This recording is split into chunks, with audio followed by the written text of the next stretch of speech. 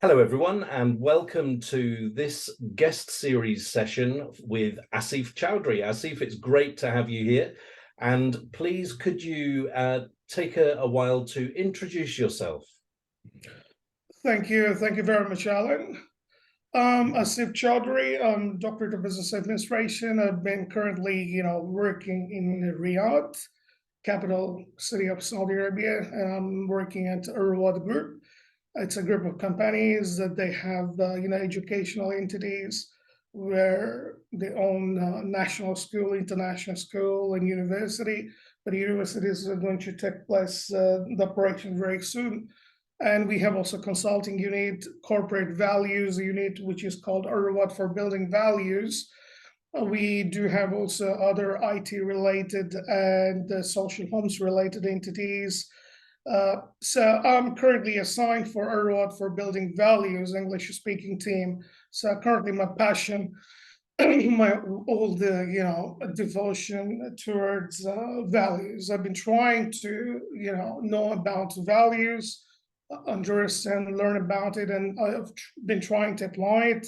So as much as I apply, if I get the good and positive click, then I start believing on it. And now I'm owning my beliefs on this values journey. So, yep. We started this values journey, if you want to call it, since 2013, where our owner, who's our inspirational leader and also showing us the vision for future, Dr. Saudi Ibrahim Al-Khalafi is the founding partner and vice president of Arrowad Group. He is the one who initiated this idea to explore about the core corporate values around the globe. Let's check what's the secret behind of this corporate success. Is it the magic of the C-suite level? Is it the magic of embracing people? Is it the magic of employees' engagement and leadership role? What's behind? Because sometimes we do talk, we don't believe. Sometimes we do talk what you really mean. Sometimes we do go for the action. What drives us towards future vision based on our core values. So that's why we started this research in 2013 and end up currently today about 25,000, more than 25,000 sampling. That means we have been doing this research that whether organizations they've got any published core values or not in their websites, and if they do have, what are those? We are about to have a very good IT mechanism with the dashboard. Well, very soon we're going to launch it for the public because we have been doing with different technological diversion and transformation. So we're going to launch it for public, then you'll be able to see by sector, by country, or even globally, what are the core values, regardless of the sector, what are the top 10, or even for the particular sector, what's the core value, or even in your country, national value, or even comparing yourself to the cross values, or even benchmark values, wherever you belong in particular sector. So you can cross that and benchmark that. So that sort of things is our current passion, and I've been working on. And if you ask me more precisely, we're very much privileged than having a partnership with the University of Western Australia with the Center for Personal and Cultural Values. It was done last year, and then we worked together and we initiated to, go for a project, a joint commission project. And it's been done for the first time in the history that when we connected the G20 nations core values with UN SDGs. So we tried to do the value match and value mapping. So that's been done, and recently we have been partnering with UNITAR, United Nations Institute for Training and Research, for the first time injecting value-based leadership program within the UN fraternity.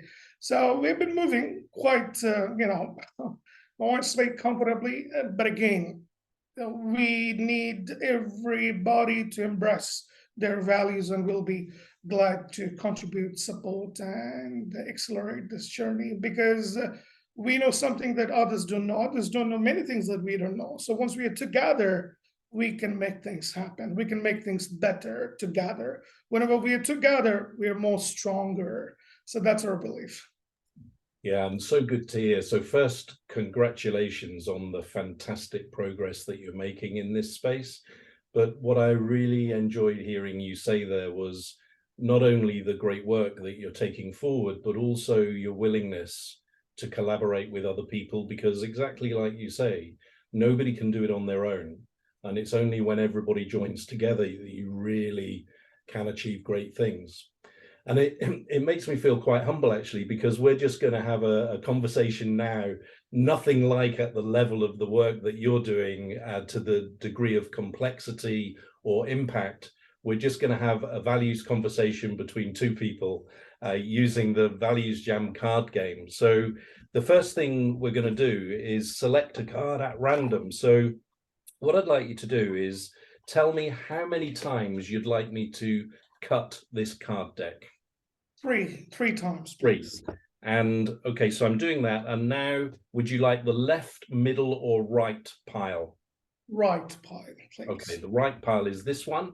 And so we've got 2, 4, 6, 8, 10, 12, 15 cards. So a number between 1 and 15. 7. 7. Yep. Whoa, okay. So this is the card you've chosen, Asif. Balance, correct. Balance. And the first question is this: what does balance mean? And what does it look, feel, and sound like? Oh, balance. To me, I mean, first of all, it is a very tough and challenging word and very challenging task to do, because as a human being, as even doesn't matter whoever you are, it's common that you'll be having a little bit imbalanced life, imbalanced action, imbalanced behavior. That's normal. Or let me tell you in another way, like we must have problems in life. So to balance it, to face the problem, or to overcome the problem, or coming up with a solution, or to make a right balance so that you can go through all the obstacles, all the barriers quite successfully, you to have the balance. Balance, to me, I would like to take it as a positive manner. I don't want to take it in a negative way, like it may sound like sometimes to compromise. I would like to use the word balance, that you should have the guts and courage to overcome things with the right mixture, with the right formation, with the right formula. So balance, to me, it's the magic, it's the characteristic, it's the action, it's the behavior of the person and reflection of his personality and values, which drives him towards future progression. So balance, to me, it's not all about compromise, or it might be sacrifice, because I believe in S for S. That means sacrifice for success. That's fantastic, but it's not about compromise. So if you say, how does it feel? It feels accumulation. It feels like collectiveness. It feels not about self, or with, it's not all about self. It's because once I'm talking about balancing, that means I'm related with the surrounding. So my behavior, my action, it will bring a result, maybe something good or something bad, but that result is going to impact me and impact others. So that's what I call it, ARI formula, or ARI model, ARI, action, result, and I for impact. So to me, balance is just like collective action. I mean, individual action, but collective impact. Impact will be, not only going to remain within myself. So that I feel. But again, having said that, I would like to emphasize on that some people may say we need to manage our action, we need to compromise, we need to be a bit tricky and smart with our actions so that we can balance well. I don't believe that. I believe that we should have the guts and skill and belief to take things forward. And I'm not going to use the word compromise. I'm going to say with the right vision, with the right inspiration, with the right courage and passion. We need to balance ourselves so that it will impact everyone in a better way. Yeah, and right at the beginning, you talked about the word balance being one of the more challenging words to think about, and I think you're so right there. And one thing that has struck me about what you were saying is that sometimes we think of balance at a specific moment in time, but actually, a better way to look at it is over a longer period of time, because all of us, exactly like you said, can be taken off balance at a given moment in time. But if over time, more or less, we are balanced, then that's a positive thing. And we shouldn't criticize ourselves for those individual moments when maybe we were off balance. Are you familiar with the concept of Tai Chi? Oh, So gee, no. Tai Chi is an Eastern philosophy, and it's a lot to do with the mind and the body. And Uh, I read a piece, it's probably a few months ago now. The guy that is accredited with creating the concept of Tai Chi, there's a story about how his students said to him, "Master, how is it that you always have such good balance?" And his answer was, "I don't have balance any better than you. It's just that I regain my balance quicker than you," which I correct. think is a really smart answer, because Yep. like we've said, we all get knocked off, but it's Yep. a question of how quickly can you get back. Correct. How quickly we can bounce it back. Correct. Yeah. Correct. That's the reality. I mean, no matter, I mean, even if you just look at it in the corporate context, I mean, we cannot guarantee that we will keep on our success journey all the time. We cannot say the way we've been doing, let it do the same way, and we can sleep and enjoy for the next couple of decades. We cannot guarantee. Life is all about ups and downs. So once we are talking about ups and downs, suppose we are driving and we will have some hiccups and bumps. It's quite natural. That means we will have certain moments in our life we need to be imbalanced. We will lose our balance probably. Then how? Then, as you refer to the Tai Chi, then how quickly we can make ourselves again on the track. To make ourselves again on the track, or right, bring us back on the right track. Tai Chi's level may be very much high level. That means he has built up, like he's a master. He has built upon himself up to that level. But for us, for the general people, we need an inspiration. We need a leader. We need to be guided by a leader. We need to be guided by an inspiration. My work shouldn't be just simply, say, Monday to Friday, or even Sunday to Thursday, 9 to 5, going there. What's in there in my desk? What's been assigned by my supervisor or the boss? Let me do. No, I need to connect with my workplace. I need to believe in myself. That I need to believe that I can be inspired with my leader, because I'm not going to do the job to protect my back in front of my, the boss. I need to be inspired by the leadership wherever I'm working. Otherwise, you can earn money anyhow, somehow. Suppose the COVID started. Now, if you think that let's go for making some masks and sell it and gain money, you can do, you can earn money. But where is the dignity? Where is the value? Where is your passion? So, as I was saying, to make your life balanced, you need to put in front of you a leader, a visionary leader, inspiring leader. It might be from your family, it might be from your workplace. So we need a role model which connects with our personal values. Whenever we talk about family, we need a role model. It might be my mother, it might be my father, it can be my elder brother or elder sister, no problem. Something in the educational place, I need to have a role model among my teachers. I need to have someone who is my idol. Something for the society, community, a leadership role should be in front of me. Something also in the organization.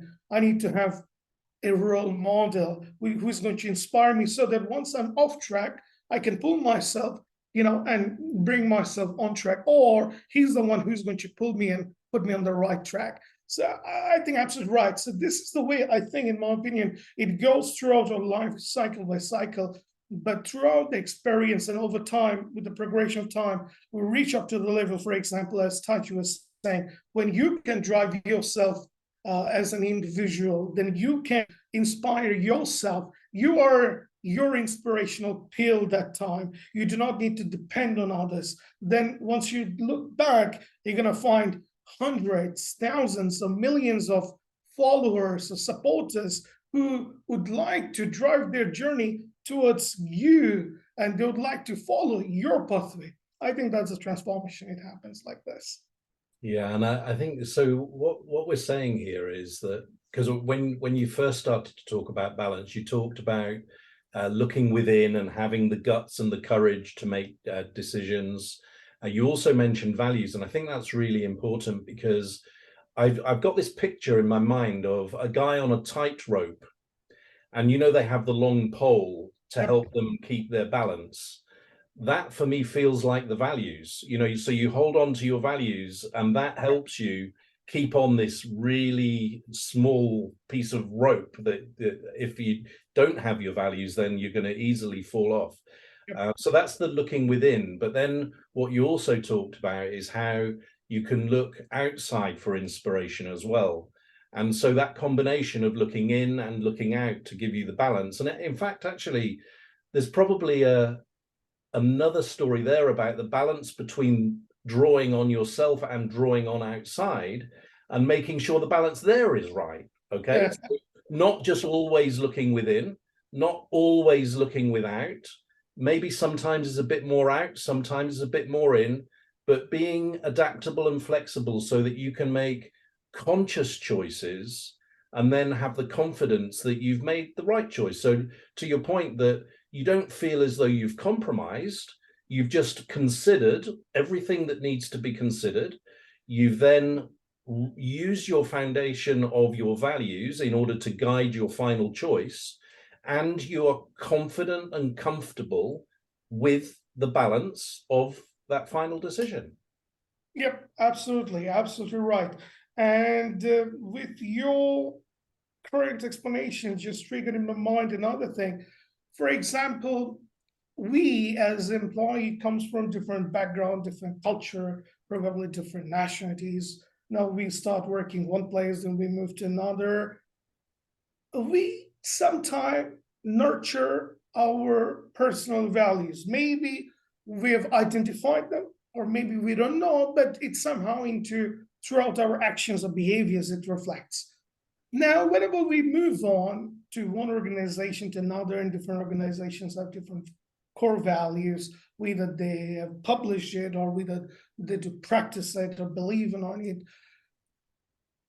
we need to connect with those core values, but it isn't going to be 100% matched. There's no way that my values are matched with my corporate values, if ever, but we need to minimize the gaps. Yeah. So to minimize those gaps, who's going to play this role? Leadership. Here is the term comes leadership role. We need leaders to take the lead from the front. We do not need boss, or we do not need directors to just give us the direction. I'm not talking about in a public limited company, a private limited company's perspective, the word director. I'm just saying, who just said go left, go right. We don't need those dictators. We need the leader whose presence will allow you to nurture your creativity, your innovative ideas, your passion, who's going to allow you to believe and respect in your values, who's going to allow you to align with organizational values as much as possible, because that's what we call it, connector, that we need to have a connection, all right? But how? We need a connector. We need to fill these dots and gaps. How? We need a connector. The billion-dollar, trillion-dollar question is, what might be the correct connector? It's not all about Asif and Alan. It's all about organization. Today I'm here, tomorrow I might not be here. But how can we ensure the organization will run its own function with authenticity, with its own identity, with very good corporate culture and values, how to make it show. Again, we need a connector, and values can be one of the greatest connectors. That's what we found in recent research as well. So again, I mean, long way to go, new things to explore, but we believe value can play this role as a connector to connect employees within the organization. And again, leadership or leaders, they have got a major role to play to engage the employees with value connector. And even in fact, you know, Alan, it may sound me like very much like corporate. Even to connect your community people, societal people, you can connect them with the values. They might have different ethnic group, different religion, different beliefs, but again, common ground. Say one of the values, respect. So it doesn't matter what's your color, what's your race, what's your religion, but respecting each other. It's very much good to connect everybody. Same thing for the national level, for the country level, or even global level, whenever we talk about up to G20 level, or even global policy making and decision making level. We're saying, no matter what I'm going to do, but we're going to make sure that my action is not going to harm or hurt any citizen in the world. Bottom line, that means we are practicing the values, we are valuing the values. I'm not talking about $1 billion aids or $1 million fundraising, but I'm saying my action is not going to harm or cause any, harm for single individual or any citizen of this world or even on this planet. That's it. So one single principle can change the whole dilemma of the world, So whatever I'm going to do, if it's not going to harm human beings, if it's not going to harm my environment or this planet, look at how cool and calm we can be. Yeah. And once you have those principles clearly understood by everybody, then there's no debate, no argument. It removes all of that hassle from the situation. And I'll share an exercise that I do with you that I don't know whether you've heard of it before, but if you haven't, you might like to try it.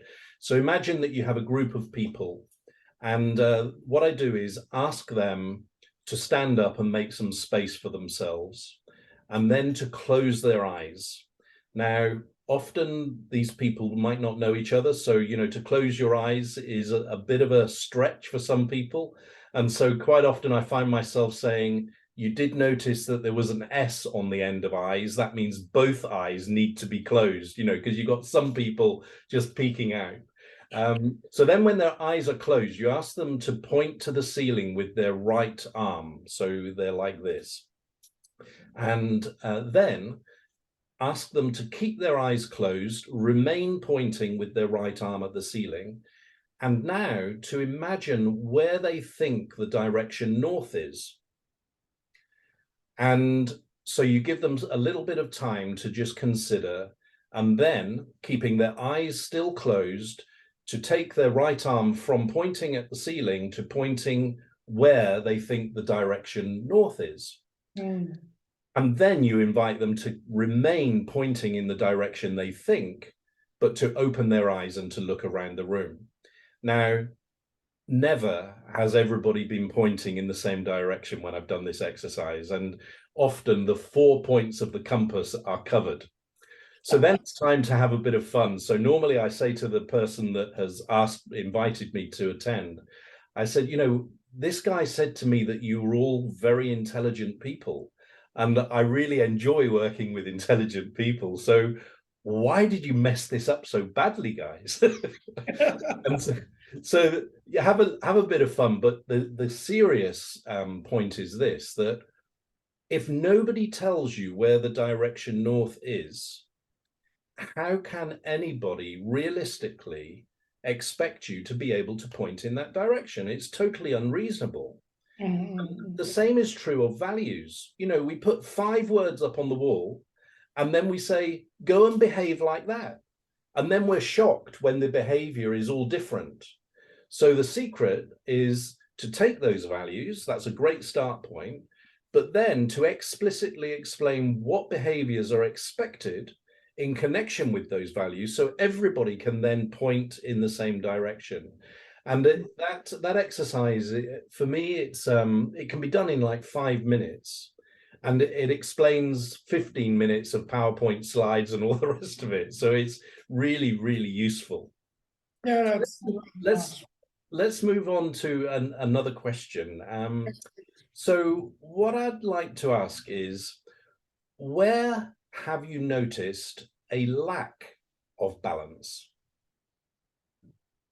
well, that means we are talking about evaluation. When are we going to evaluate ourselves that there is something like imbalance or lack of balance, or there's some issues of balance?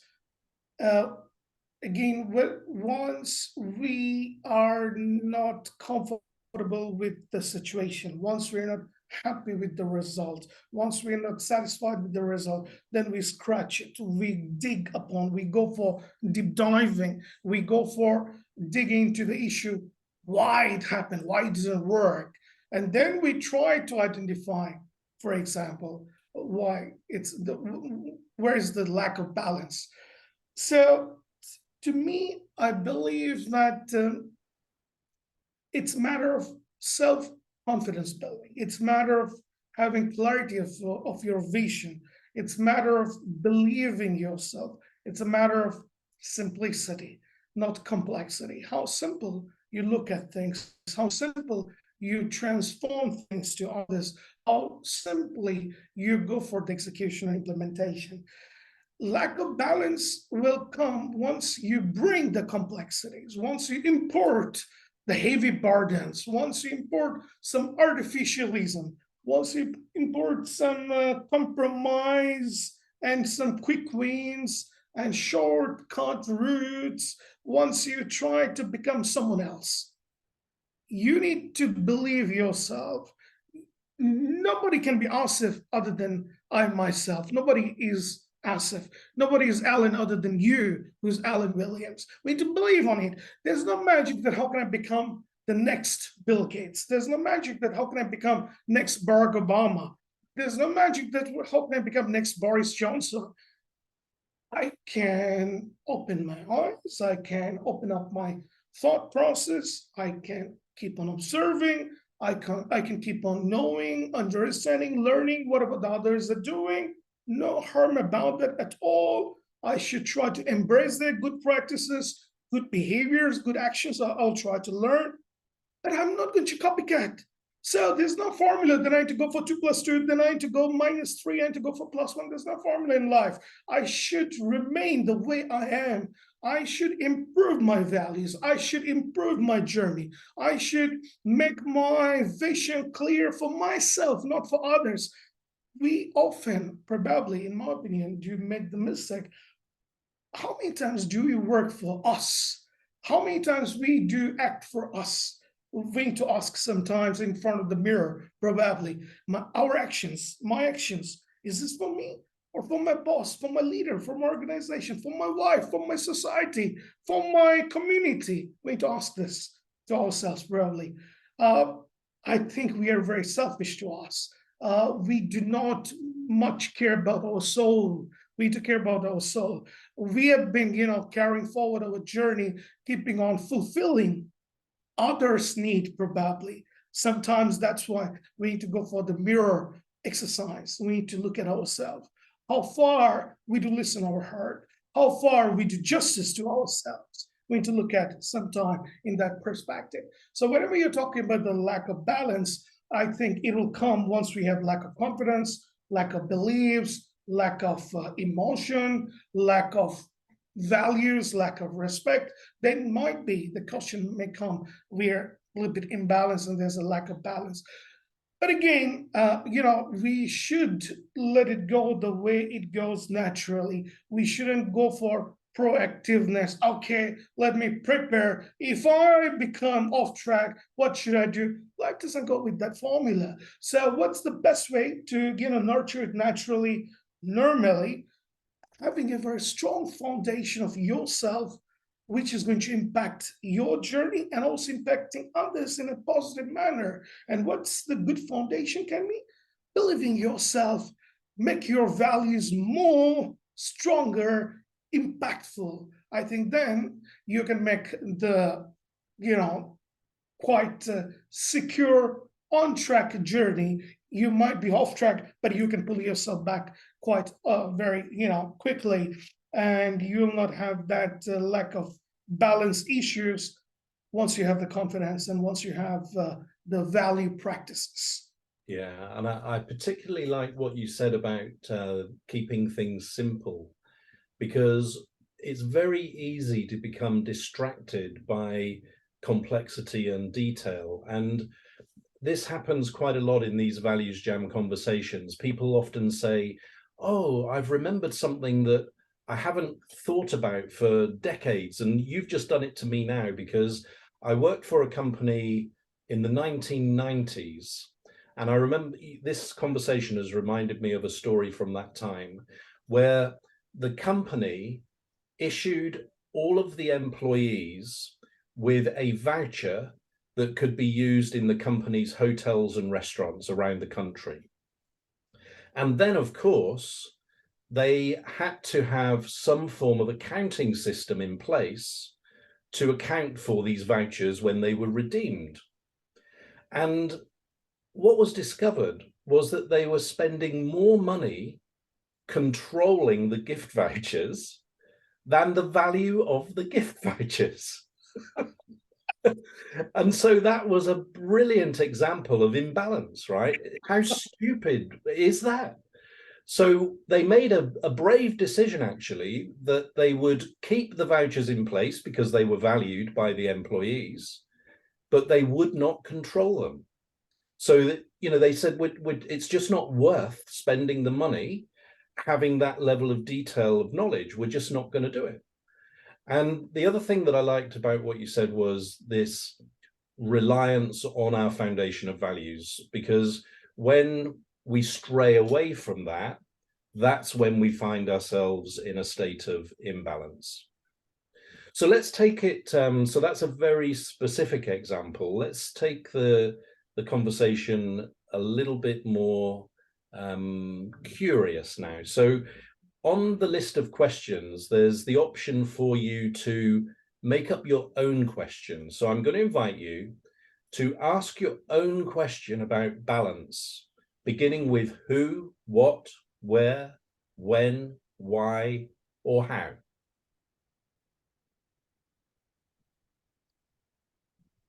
How can I balance my actions, which is going to impact others with equality?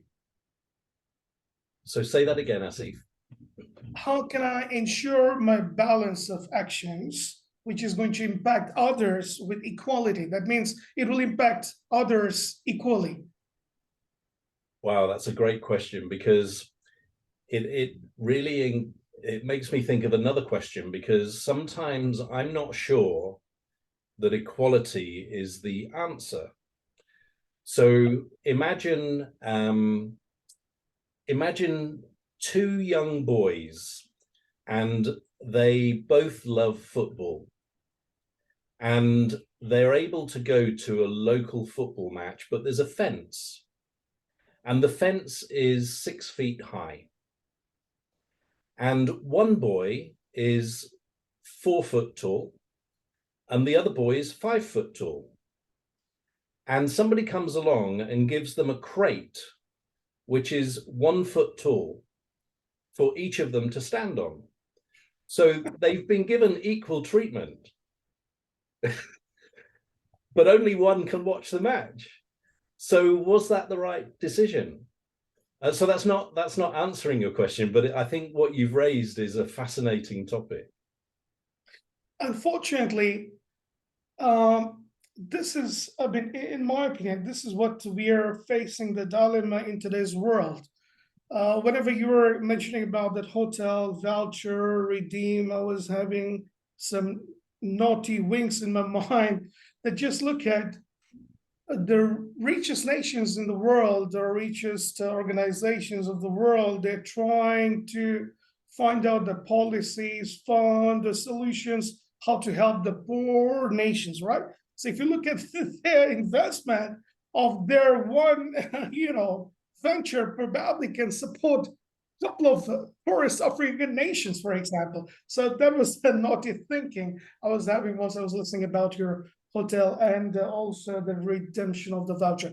Another thing, our issues are like we are not thinking simply or very naturally and normally. We're a little bit going with complexity, and so far, I don't know, is it ultra modern or we would like to tag ourselves? We are in the very much modern era.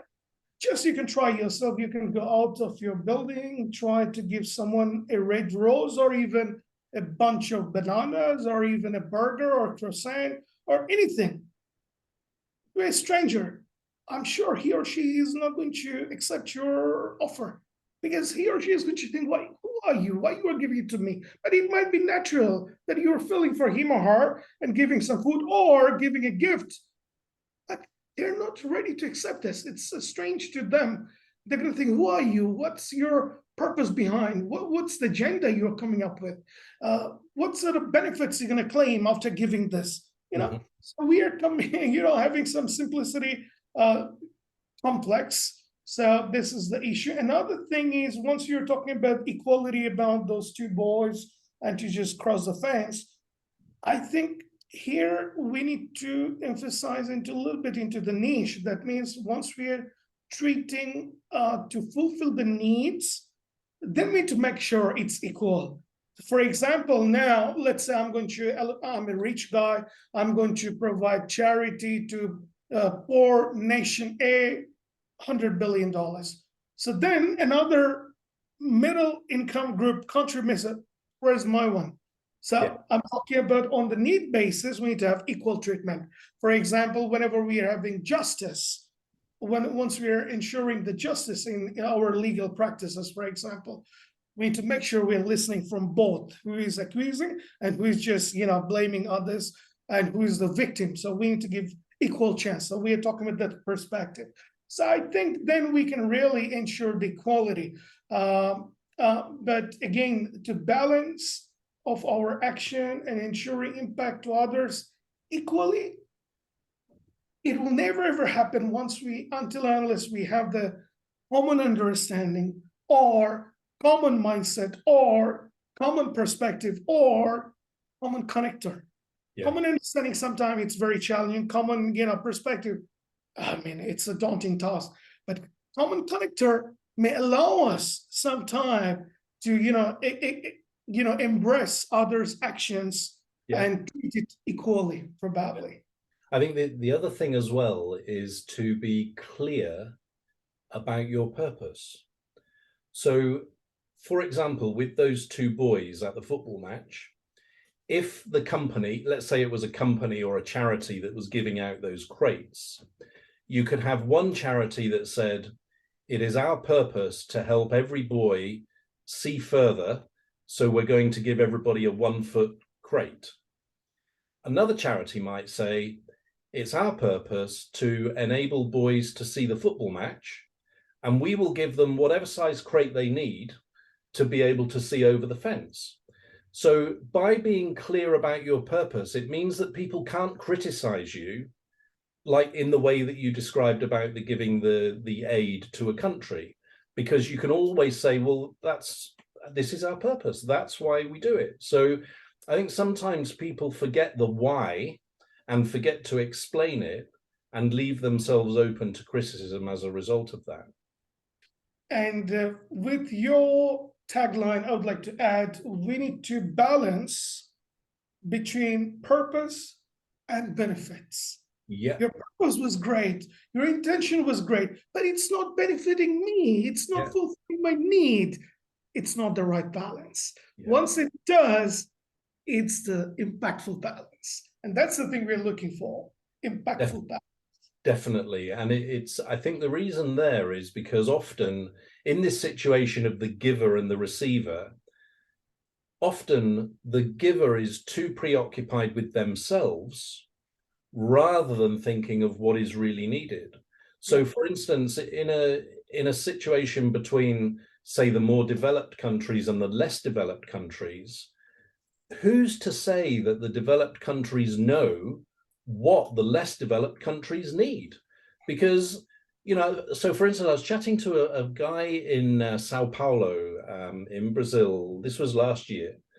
And he showed me a photograph of a condominium. So, well, it was a block of flats, very expensive, so much so that the balcony of each flat was a swimming pool.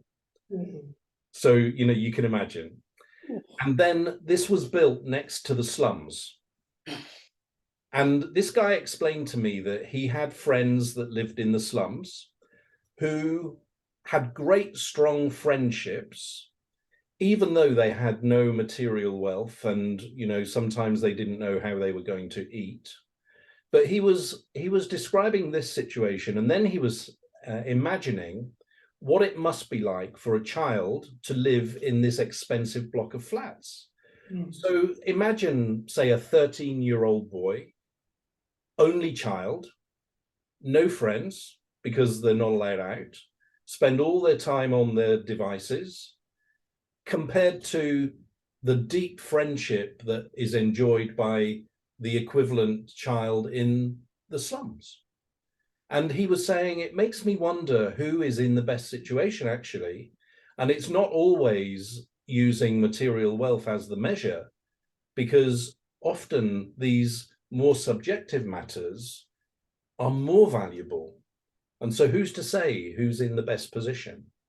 So it's your point about equality and equity, and then whose judgment is it of what is right and what is wrong, is a kind of, I think it's a question we don't ask enough, actually. And another thing I would like to add with your Sao Paulo example, from the slum, we're going to have the next Pelé. We're going to have the next Ronaldo, Ronaldinho. From that luxurious flat, we're going to have next FIFA president. And there is a problem lies. We're encouraging the leadership not through the proper chain, not comes from the main grassroots level. We are making policies in the aircon room, in the very comfortable place, with a comfortable dress, with morning till night, a couple of bunches of food and luxurious meals, and we're making policy for the poor nations how they're going to survive there. That's the problem. We need to put the right people in the right place to connect with the right values. I'm not going to feel, how does it feel once you buy a meal with $1 in all the poor South African nations? Maybe my minimum tip giving level is 100, starting with $100. So how will I feel the value of the $1 meal, which is provided to African nation, dwellers, and they're happy with it? I don't know. Another thing, it was triggering my mind whenever you mentioned about the Sao Paulo, the policy-making perspective and other things. We have comprehensiveness missing. I know simplicity is missing, also comprehensiveness. Like, what's in my agenda, I would like to make it your agenda. Yeah. What is my solution toolkit, I would like to see as your problem, so that I can open the toolbox and go for it. That's the problem again. Why it's happening? Because we are missing the connector. We are not connecting with each other. We are coming up with our own agenda, with own purpose, own mission. It's okay. It's giving us individual, isolated success, but not collective success. Yeah, totally right. Solution. And there are some examples. I read in New Zealand, there is a mountain that they have awarded citizenship to. And so what they say is that we will not do anything that will violate the mountain in a similar way as we wouldn't do something that would violate a citizen. And similarly, how can we make decisions about, for instance, Indigenous people without Indigenous people being involved in that decision-making process? So, okay, we could carry on for a long time, but I'm conscious of time, and it's time that we brought this Values Jam to a close.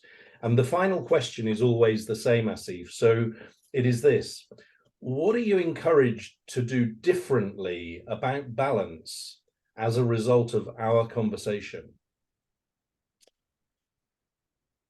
I would like to bring the perspective for the next generation, probably to wipe out this word from the dictionary. I expected them a very value practiced generation. I'm expecting a really value-based global scenario. I'm expecting that all the negative words will be removed from the dictionary and from their mind and from their lives. The generations are coming up next. I expected them to think everything in a positive manner. I would like to make sure that our discussion will give them the food for thought that always we need to think what's in there for us rather than what's in there for me. So we need to come up with more collective impact analysis with single steps forward actions. So always we need to care about that our action and our behaviors might ensure our balance, but at the same time, I want them and I want others to think about, does it really impacting others in a positive manner or not? That's the thing we need to make sure. We cannot just think towards, within the cage format. We need to think more comprehensive way. We need to enlarge our horizon of thinking, and horizon of our values need to be extended. We need to extend our hand to each other. We cannot keep on keeping our valuable two hands inside of our pocket. This is the time. Extend your hand with values, without any pre-agenda. I think that discussion that just now we have got, very nicely with you, I think it'll give them food for thought. Balance is all about considering my all valuable values into action to impacting others for the people, for the planet, for the prosperity. Yeah, and mine is a simple one, because this conversation has made me realize that sometimes I don't think of balance in the wider context. I think of it more about me being in balance, whereas when I think the best example in this conversation has been this one of aid or charity from one to another, where it needs to be a balance between those two, not the giver feeling great that they've given a load of money to the other person and that's it, job done. We need to consider what the balance is of the receiver as well. So unless the impact has been really positive there, in some ways, the giver has not done what could have been done of them or by them. So I'm going to be mindful in my conversations with either people or organizations to think less about me as being the provider of the solution and more as being a resource for them, actually, to be able to find their solution. Yep. And also, if you want me to just simplify my one, I can tell you balancing between purpose and impact. We need to make the balance. That's it. If you talk about the football example, you're going to have the proper balance if you consider the impact, not just simply your purpose and deliver it. I'm done my part. So we need to balance between P and I, purpose and impact. So PBI formula will work effectively. I'm gonna use that if I can, because it's like you say, the copyrighted. Yeah, okay. You can send me the invoice. So it's exactly like you say, because that, let's say it was a charity, they can say, yes, we issued 2 crates 1 feet high. Haven't we done a great job? But you've got one boy who's pleased and one boy who's really disappointed. So what was the impact? That's the real question to ask. So Asif Chowdhury, thank you so much for this wonderful Values Jam. It's been enlightening, it's been entertaining, it's been fun. So just thank you so much for your time. Thanks a lot. Thank you, Alan. Thanks a lot, whoever watching this. Thank you very much.